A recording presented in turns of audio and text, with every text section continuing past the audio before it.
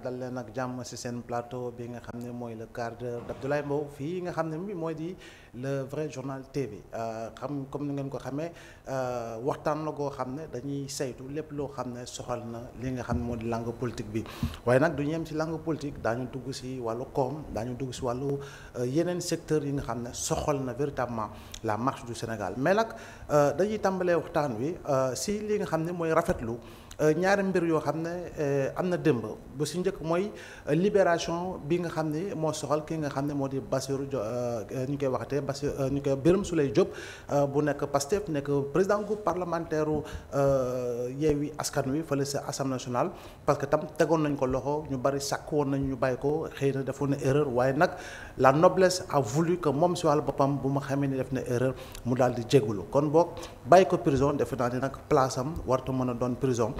même su fekkee dañuy rappeler ni loi dafa am yoon dafa am waaye nag léeg-léeg dafay baax itam ñu xool bu baax laata ñuy dugal nit prison dans quelles conditions dans quelle situation ñaareelu mbir bi mooy El Malick Seck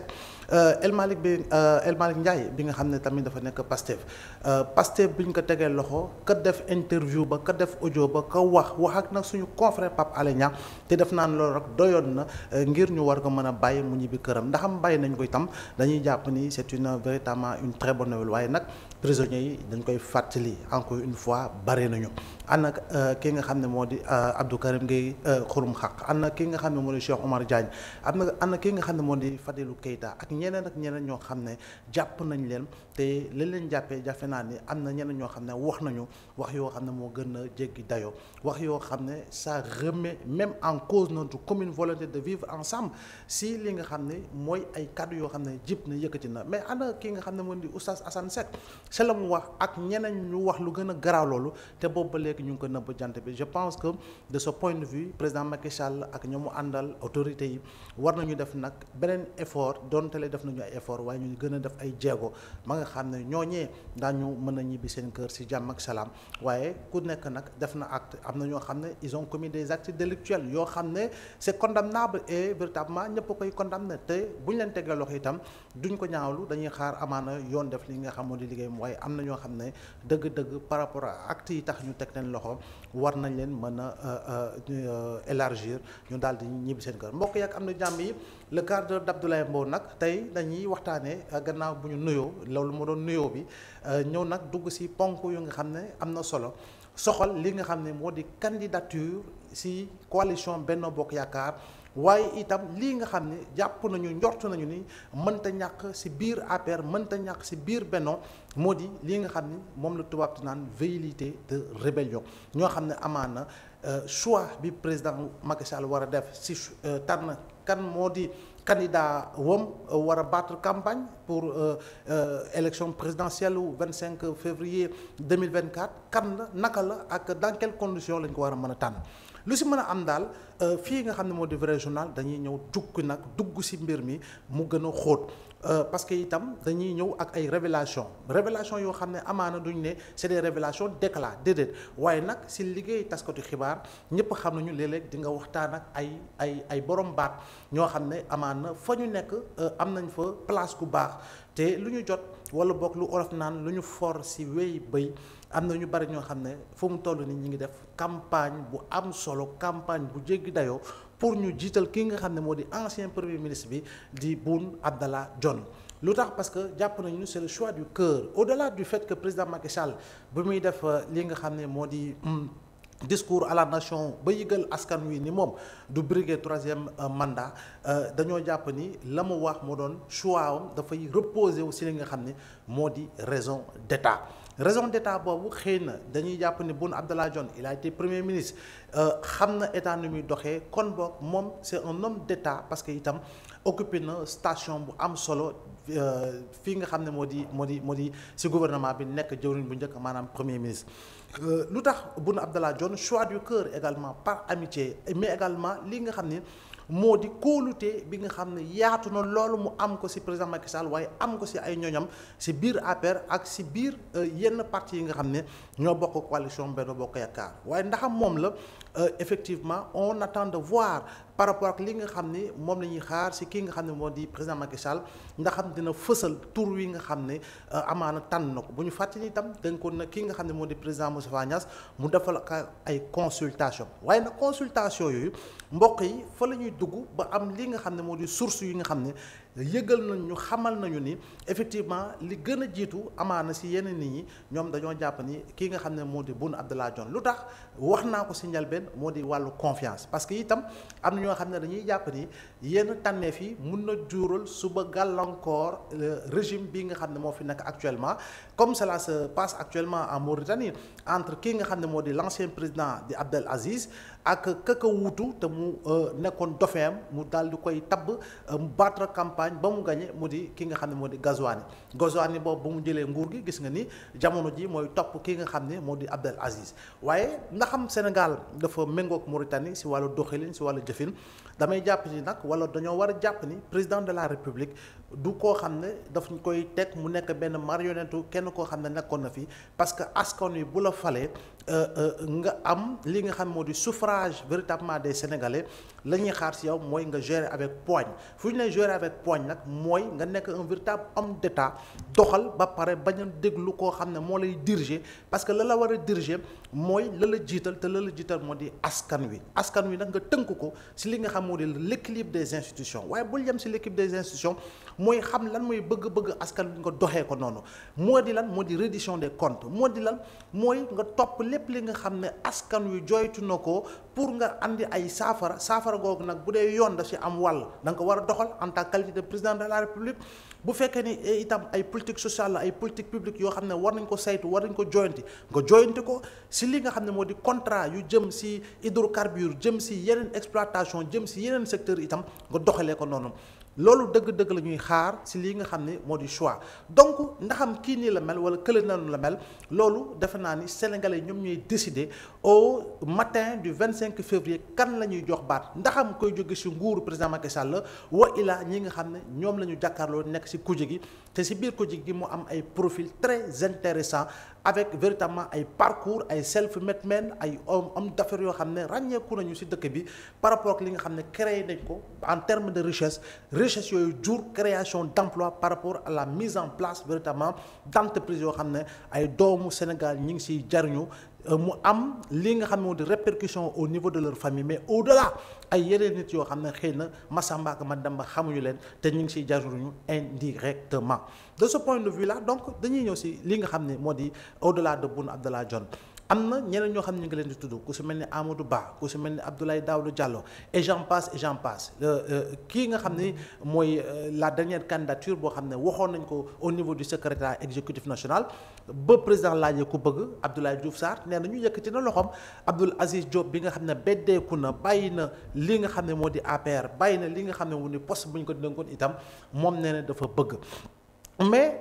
ban niveau d'appréciation ak ban posture ak ban niveau d'avancée la nit yi am defe naa ni nag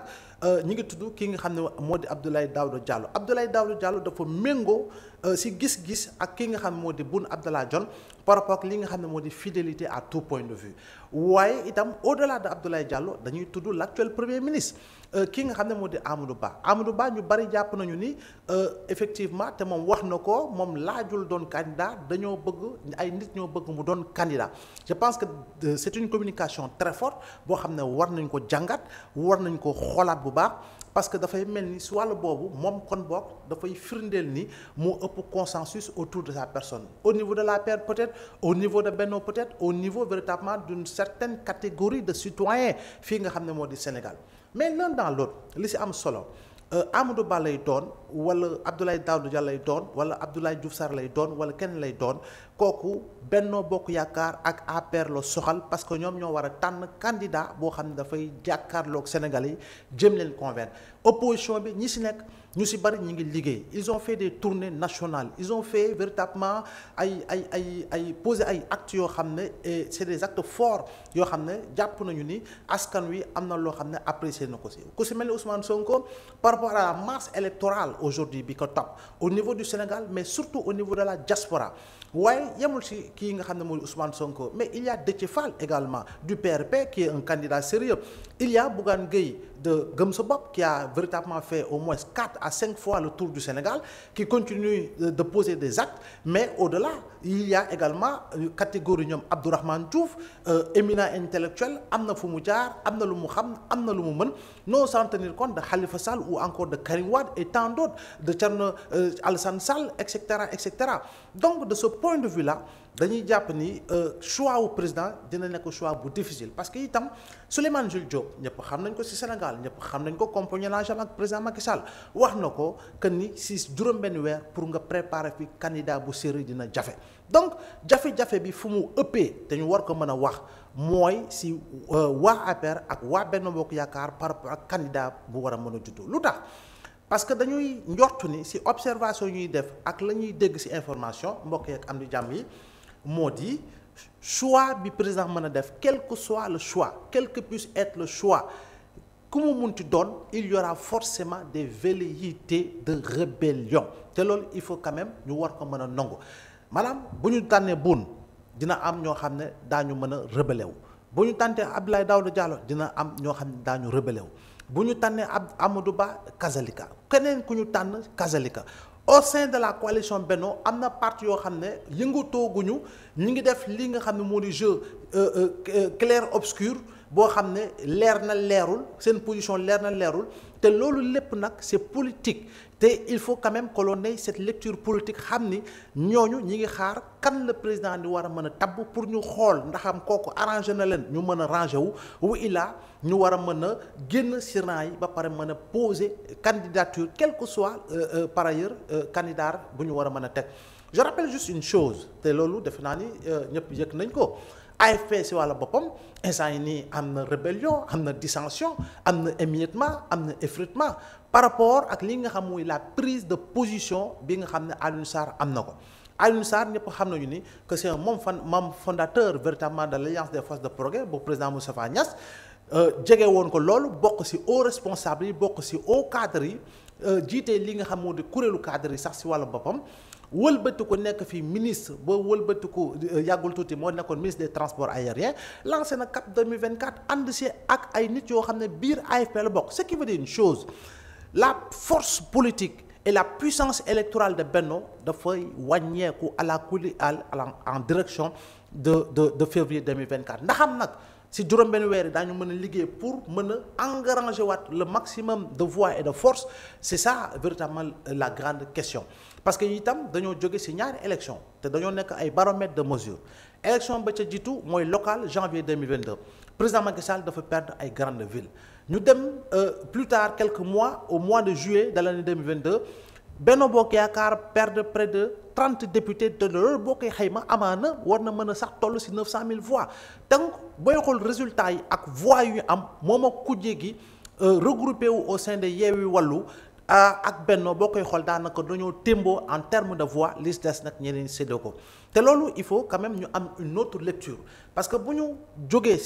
ci présidentielle atum 2007 mbokk yi Abdoulaye Wade dafa jàll au premier tour avec 54% des suffrages valablement exprimés am une majorité absolue au niveau de l'Assemblée nationale mais 2 ans plus tard autrement dit en 2009 Abdoulaye Wade dafa perdre les grandes villes dafa perdre Ndakaaru dafa perdre Louga dafa perdre Diourbel dafa perdre feneen ak feneen Saint-Louis ak feneen mais loolu effectivement dafa am conséquence ci élection présidentielle atum 2012 au-delà de l'usure du pouvoir comme ni ñu koy tàmm di waxee au-delà de plusieurs erreurs d'appréciation également ci li nga xam moo di discours bi ak jëfin gi ak doxalin gi dañoo jàppoon ni effectivement 2012 conséquence bi mooy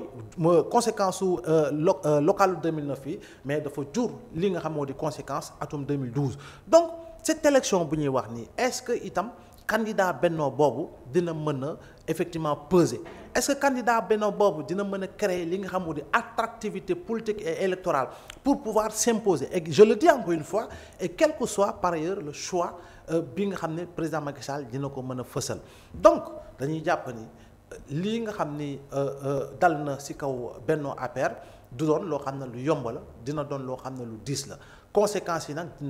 dina yaatu parce que itam am na ñoo xam ne ñu ngi dank fanaanal nekk biir APR am na ñoo xam ne ñu ngi dank fanaanal nekk ci biir parti Benno yi ñu ngi xaar suba liy xew pour ñu mën a poser seen candidature boobu nag man ci sama jàngat dama naan effectivement c'est un problème de survie politique au-delà véritablement de 2024 étant donné que Macky Sall dootu fi nekk wa ilaa tam bu fiy nekk dootul peser parce que itam fës na parce que biir palem yëngu-yëngu yi fa la tàmbalee avec le conseil Abdoul Aziz Diop nangul ko bañ ko nangul du ñu dugg sax ci détail parce que ça les concerne avancement am ça n'intéresse pas les Sénégalais ndaxam moom dafa nekk candidat ñu soofantal ko ça n'intéresse pas les Sénégalais ndaxam moom dafa daan bëgg jot président Macky Sall du ko mën a jot ça n'intéresse pas les Sénégalais donc moom dafa nekk situation boo xam ne 2012 ba tey di jon daf ko mës a nangu waaye nag beneen lecture bu ñu ciy def rek mooy la constante bi nga xam ne moo doon président Macky Sall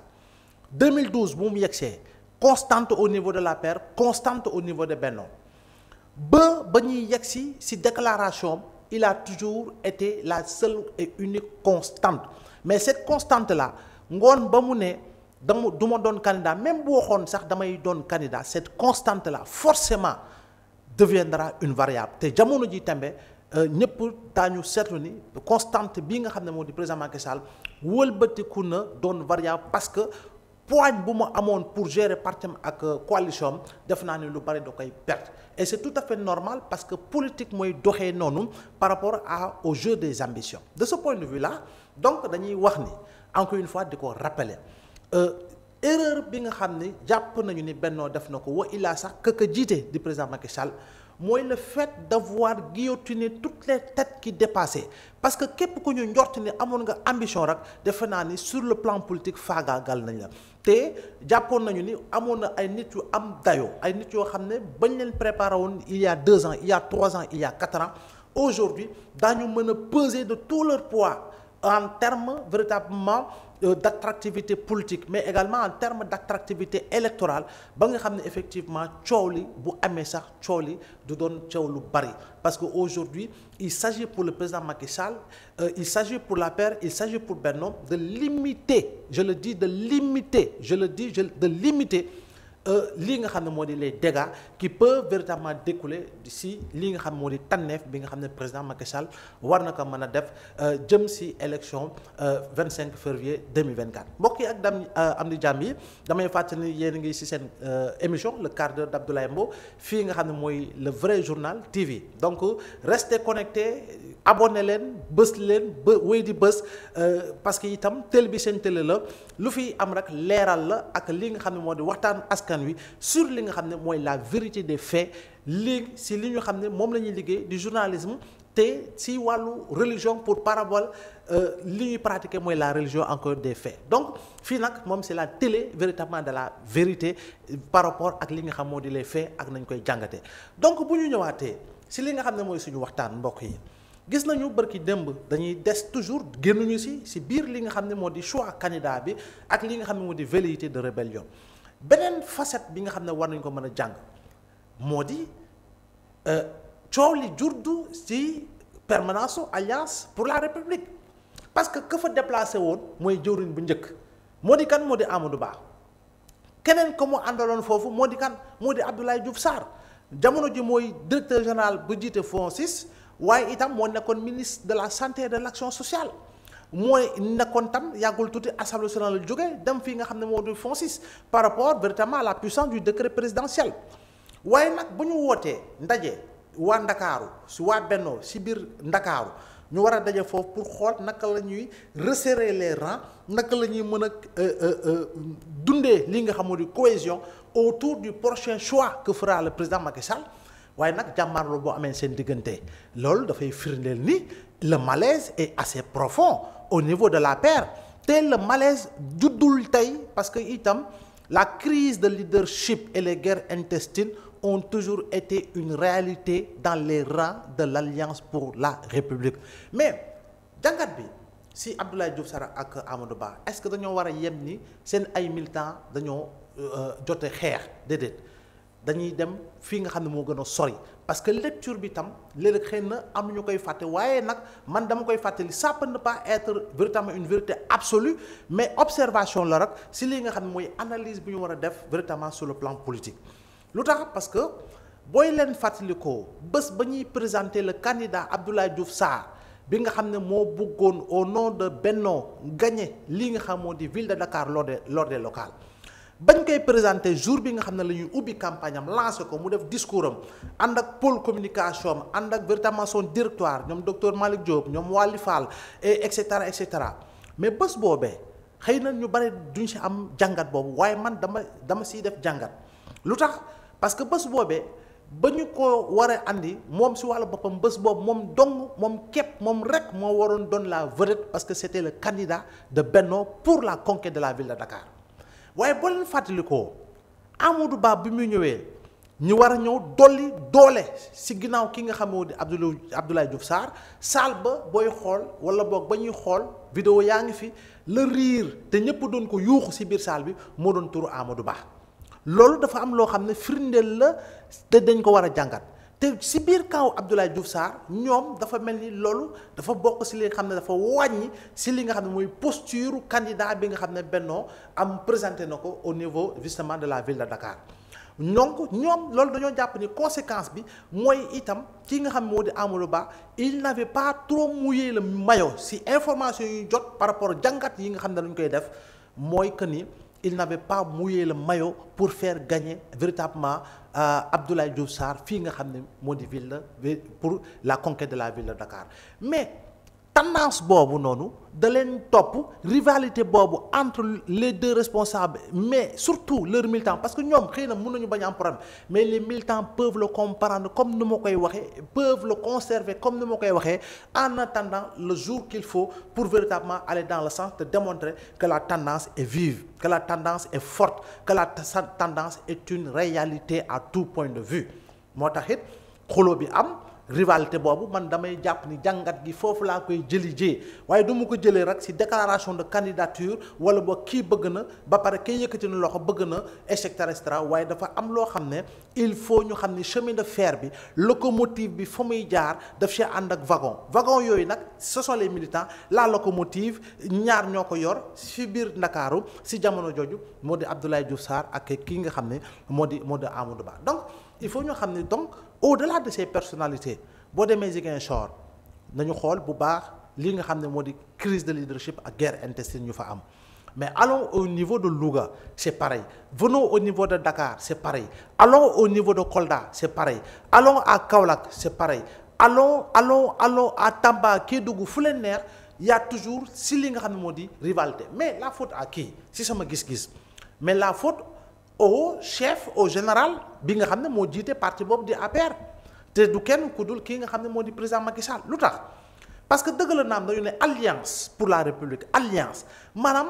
seetuñu kee fee la bokk kee fee la jógee wala kee la jógee waaye képp ki nga xam ne rek jàpp nga ni da nga war a mën a liggéeyal république bi da nga war a ñëw dugg ci alliance boobu conception bi au départ loolu la woon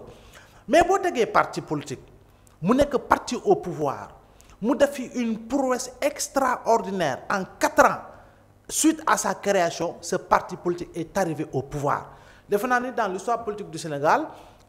duñu ne guléet de ba jamono yi sax dañ naan guléet waaye xëy na dina yéex lool pour ñu gisaat lu mel noonu amaana mu war a mën a am Sénégal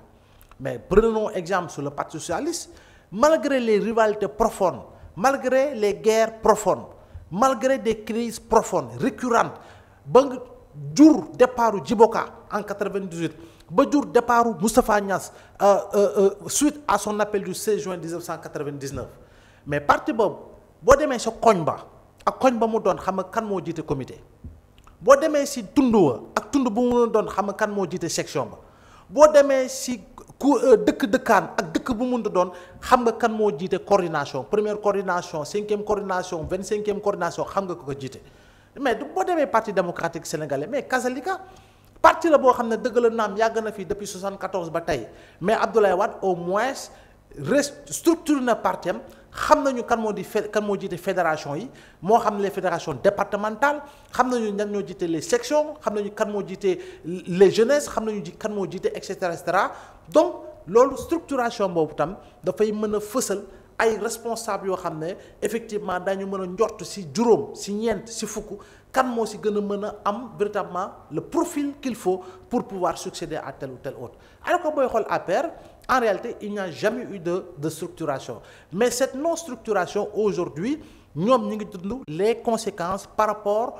au fait que le président Macky Sall ne briguera pas un troisième mandat donc conséquence bi mooy li am parce que itam au niveau de Dakar les rangs n'étaient pas serrés lors des locales gis nañu fi Mame Mbaye Niang déposé def campagne am ànd seeg ak ay nitam mais cela avait participé à fragiliser véritablement la candidature de Abdoulaye Diouf Sarr te président Macky Sall moom moo ne am na liste yoo xam ne moo leen bénir est-ce que kon dafa bokkoon ci liste yu mu béniroon ci locales yi parce que Mame Mbaye Niang a participé à la défaite d'Abdoulaye Diouf Sarr à Dakar qu'on le veuille lecture politique la mais loolu nga xam ne moom moo ko bénir parce que itam ba ñu jógee ci yenn élections yi dafa jël Mame Mbaye Niang dugal ko ci gouvernement am dénk ko département ministériel Abdoulaye Diouf Sarr dafa foqar ni li nga xamul ni département ministériel yóbbu ko ci liste député yi wëlbati ko jëlaat ko def ko directeur général donc loolu lépp sur le plan politique effectivement quand on est dans l'analyse politique ce sont des éléments importants yoo xam ne mënuñu ko ñàkk bàyyi xel mais l'un dans l'autre encore une fois et il faut le répéter il faut que ñoom ñu xam ko buñ ko xamee xam nañ ko buñ ko bañee xam nañ ko mooy que ni le candidat bi nga xam ne dina génn biir Benno war a jàkkaarloo kuje gi kuje gi ak lu mu doon il lui sera très difficile véritablement de pouvoir avoir ce que le président Macky Sall avait parce que ku ñuy xam la ala kuli aal ku ñu ràññee la ala kuli aal ku occupé woon ay poste de responsabilité la ala kuli aal woo illa ku wéy jamono ji tembe di occupé ay poste de responsabilité lay doon donc il faut quand même que ñu jàpp ni il est vrai que dañuy dem ci ay filtre am na ay coppite nag ci wàllu filtre bi moo xam filtre jëm ci parrainage bi député war na la mën a parrainer waaye nag bu ñu nee député bu la wala war a parrainer mais xam nañu ñan ñoo fi am Pastef la bu weesoo Pastef APR la à travers Benno la ci biir coalition bi je veux dire c'est l'APR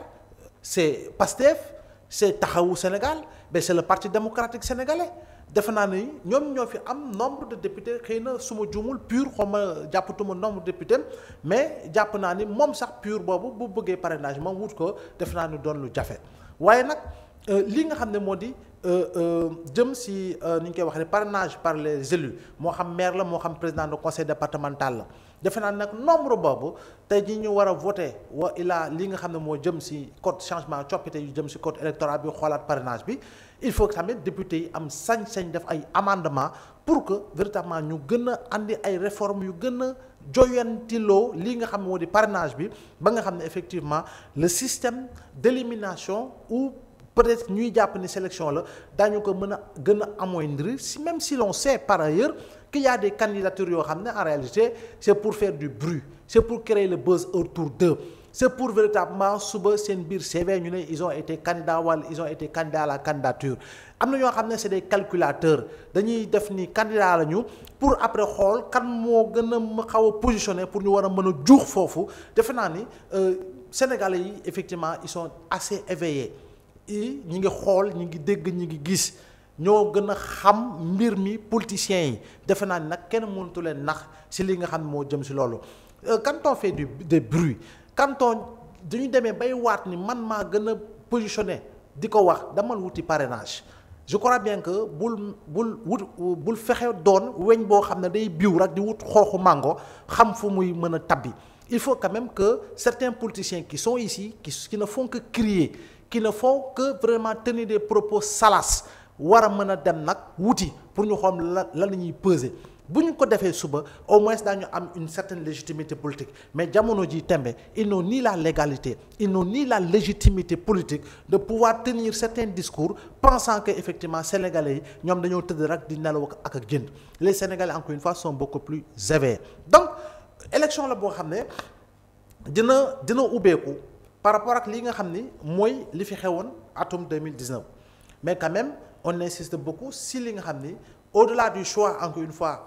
du prochain candidat mais cette élection elle devra être démocratique, elle devra être transparente, elle devra être inclusive te bu ñu nee nag élection inclusive duñu ne parce qu'il y a une déclaration de candidature de 50 personnalités que ñëpp ñoo war a bokk déedéet am na ñoo xam ne xam nañu candidature yi ñuy mën a def dama ne la question 20 millions sax bu doon wala 15 millions sax defe naa ni dañuy ket pour dem rassembler ko pour mën a déposer ce n'est pas pour manquer de respect à ces personnalités là mais quand même ñu nangu ñu bañ une élection présidentielle vraiment c'est du sérieux élire un président véritablement c'est un moment sérieux battre campagne pour véritablement avec une offre politique et véritablement aller à la rencontre des Sénégalais defe naa ne loolu tam c'est une chose très sérieuse donc il faut quand même ñu jàppee ko noonu mbokk yi ak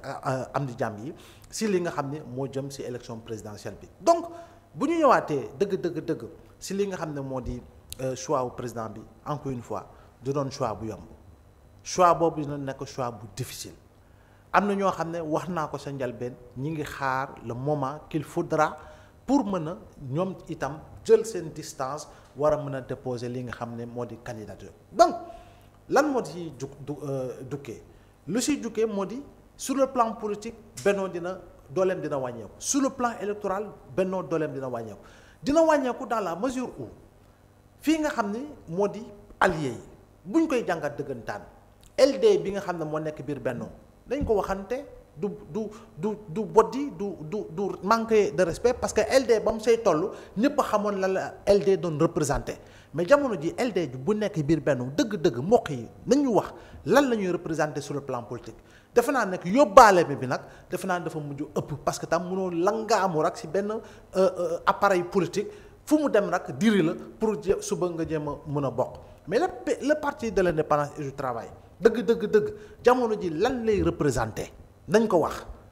yóbbaale ma la boobu ba léegi mais le RTAS de El Hadj Momar Samb lan lay représenté dëggantaan sur le plan politique nañ ko wax ñoom ban élection la war a mën a dem pour mën a am li nga xam moo di retrouver cette légitimité politique bi nga xam ne ay jamono dëgg-dëgg le parti la boo xam ne amoon na ko par rapport à ses composantes par rapport aux éminents intellectuels qui y étaient par rapport au travail de masse bi nga xam ne da ko doon def sur le terrain mais jamono ji lan kan si jeunes yi moo xam parti RTAS booy ñëw si parti socialiste un parti historique Senghor créé ko en 1948 à travers le bloc démocratique sénégalais loolu fusion jur l'union progressiste sénégalaise jusqu'au congrès de 74 bi parti socialiste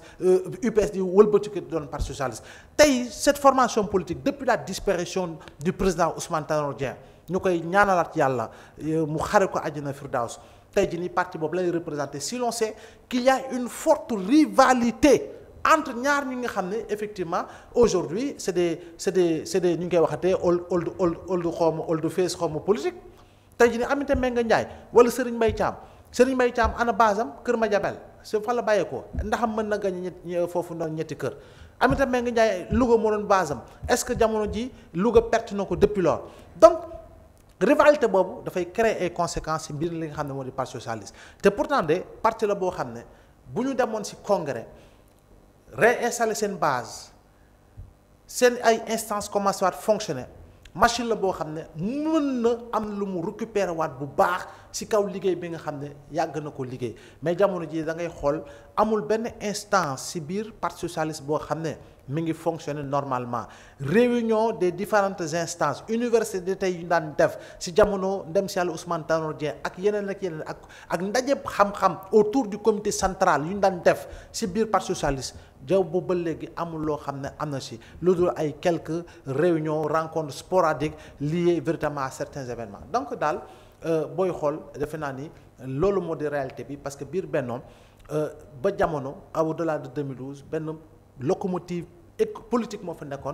fa nekk ba tey jii mooy APR malgré les difficultés yi nga xam ne juñu nañ ko ci li nga xam mooy doxalin ak li nga xam ne mooy ruñ koy waxtee jëm ca kanamu parti boobee parce que itam gis nañu ni am na ay jafe-jafe ci li nga xam ne moo jëm ci langue politique bi donc yéen a ngi ci seen émission le quart d'heure d'Abdoulaye Mbow defe naa ne nag li ñu wax jëm nañ ko expliquer du parloo du contre du faral waaye nag dañuy yem rek sur les faits jéem a xool naka lañ ko war a mën a saytoo lu tubaab di wax analyser parce que te analyse ñëpp xam nañu ni quel que soit par ailleurs li nga xam ni moo di l'objectivité jëm ci analyse il y aura forcément une forte dose de subjectivité parce que loolu tamit noonu lañ koy jàppee parce que sa dëgg du dëgg ñëpp defe naa ne dëgg gi ngay wax am na koo xam ne bu tabbee ci noppam dina nangu ànd ak yow ci dëgg googee am na keneen koo xam ne neneen lu koy gisee te loolu moo di démocratie donc mbokk yi ak am na jàmm yi da leen di jox dig daje ba beneen fii nga xam ne mooy le vrai journal TV bu leen fàtte il faut vous abonner il faudra impérativement partager les vidéos parce que c'est d'une importance capitale pour que véritablement li ñuy waxtaanee ñu war ko mën a wasaare ci penc mi ba nga xam ne ñëpp daañu si mën si jot ku nekk nag andi xalaatam parce que c'est un débat d'idées que l'on pose ce n'est pas véritablement ay parparloo ak ay xuloo kon ñu ngi leen di dox daje ba beneen yoon incha allah jërë ngeen jëf.